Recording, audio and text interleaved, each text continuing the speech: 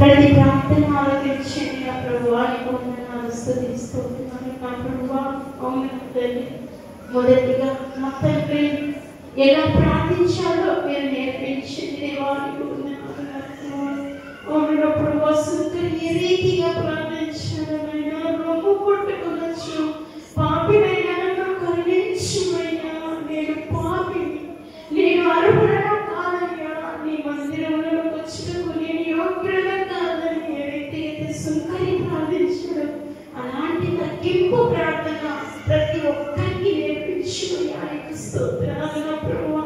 అవును నా తల్లి, పరిశుద్ధ గల్లగా సెలవిచ్చినట్లుగా తనను తాను తగ్గించుకున్న వాడు హెచ్చింపబడినావు, హెచ్చించుకున్న వాడు తగ్గింపబడినట్టున్నావు నా తండ్రి. అవునైనా మేము హెచ్చించుకున్నట్లుగా కాక నా ప్రభువా, తగ్గింపు స్వభావము కలిగి లోకంలో బ్రతికినట్లుగా సహాయం చేయి నా తండ్రి. అవును నా ప్రభువా, ఎన్నో అవమానాలు, ఎన్నో అవమానాలు, ఎన్నో నిందలు, ఎన్నో సమస్యలు, ఎన్నో బాధలైనా వాటన్నిటి మీద పునడానికి నీ కృప చూపండి నా ప్రభువా. అవును నా తండ్రి, ఇశ్రాయేలు ప్రజల శ్రమలు వచ్చినప్పుడల్లా ఉపవాసముని ప్రార్థించారు. అవును నా తండ్రి, మేము కూడా అటువంటి ప్రార్థన జీవితము కలిగి జీవించినట్లుగా సహాయం చేయండి నా ప్రభువా.